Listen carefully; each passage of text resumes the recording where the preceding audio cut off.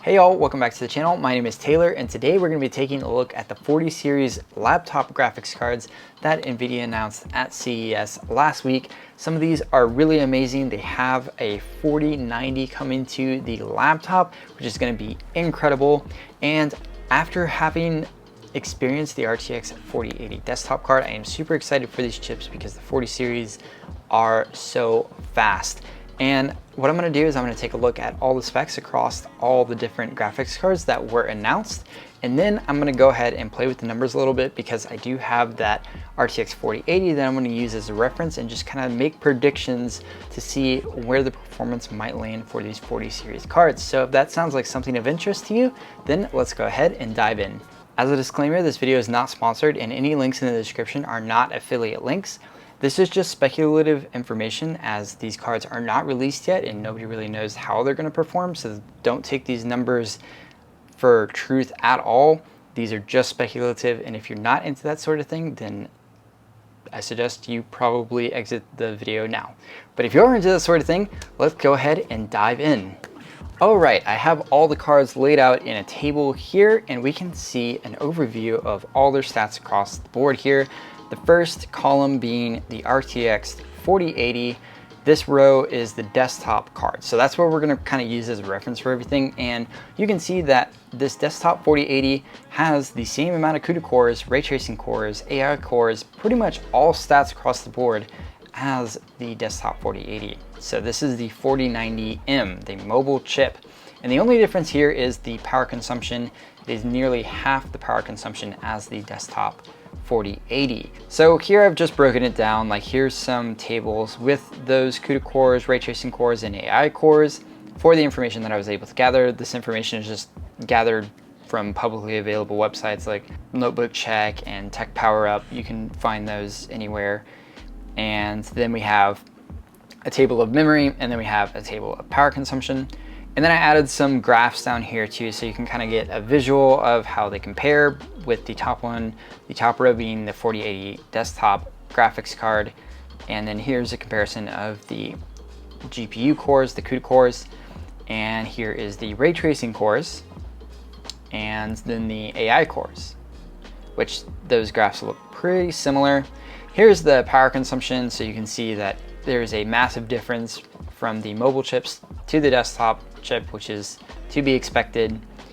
And now let's go ahead and start diving into some comparisons for these chips. So I went ahead and ran a Geekbench 5 CUDA benchmark on my desktop 4080, and this is my score that I got for CUDA, and we're gonna kind of use this score to compare against the specs of the laptop chips.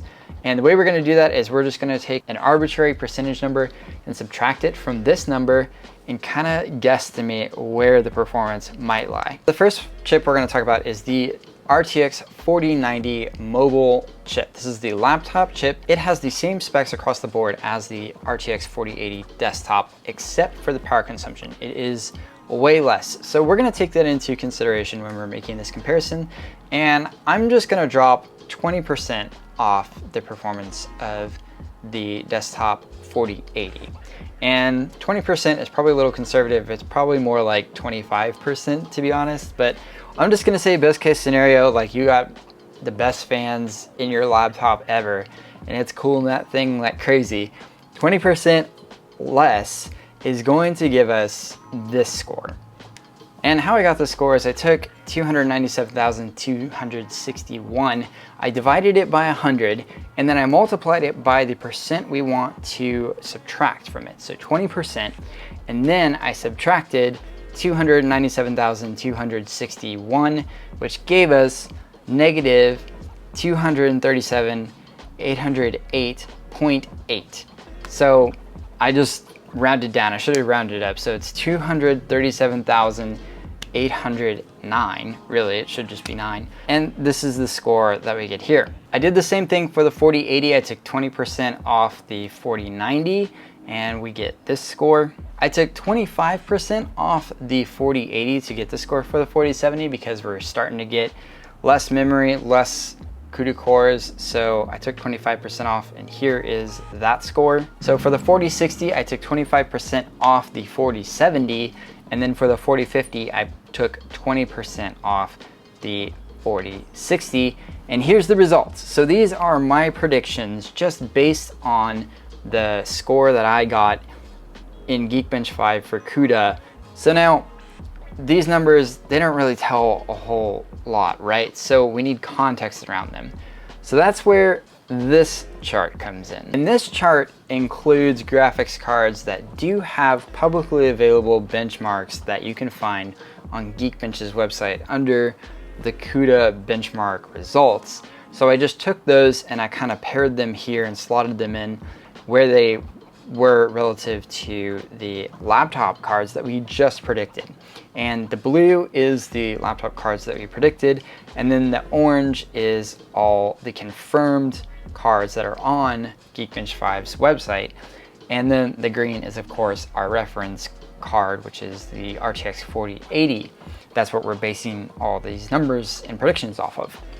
And you can see that the 4080 has a pretty commanding lead over everything. But some of these are really interesting. So let's kind of dive into each card and compare. So look at this 4090M comparison. So this is the laptop 4090. So the score that we predicted is below the 3090, but it is above the RTX 3080 Ti. And those are desktop cards. We're talking desktop cards. So if this number is accurate, that is pretty powerful. And now here is the 4080. You can see that with our prediction, it slots in between the 3080 and the 2080 Ti. Again, those are both desktop cards, making the 4080 pretty awesome. And then here is our 4070 prediction. It falls between the 3070 and the 3070 Mobile Ti. So this is our first laptop chip from last gen that we're comparing to our predictions for next gen. So that should kind of give you an idea of where our prediction lies for this. And then here is the 4060, and this is where things get like really exciting because the 4060 is of course probably the best bang for the buck graphics card in the whole entire graphics card lineup every couple years.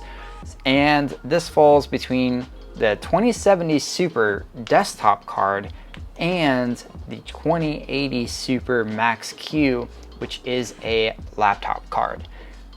So this is a pretty exciting prediction here because those two cards are very viable even today for gaming. So if the 4060 can slot between these two, then that's going to be really awesome for people who want a more budget gaming laptop and don't want the best of the best. This is still a really good score, and they're going to get a lot of performance out of their computer. And now the 4050, and this is probably my favorite comparison because this is the lowest offering that Nvidia offers so far. Based on the specs and our predictions, it slotted between a RTX 2070 Super Max Q, which is a laptop card, and an RTX 2070 Max Q, which is another laptop card. So this is our first chip where we're comparing between two laptop cards, and this is really awesome because the 2070 Max Q, I have a 2070 Max Q in a laptop that I haven't reviewed on the channel yet. So if you want to see that video, get subscribed because that video will be coming shortly. And it is a very capable card still. And to see that the 4050 might slot in with that card is amazing because the 4050 isn't geared towards like gaming at all. It's a productivity GPU. It's like what you would find in like most Dell XPSs. It's geared towards professional creatives who don't necessarily want to game, but they want to get creative work done, and they do creative workflows, they do video editing. This is a very solid score if this prediction is correct. So it's going to be good performance, but I predict they're going to be pretty expensive. And that's it. That's my predictions for the 40 series cards. If you like the video, please drop a like. And if you want to see more content, please hit that subscribe button. And I'll see you guys in the next one.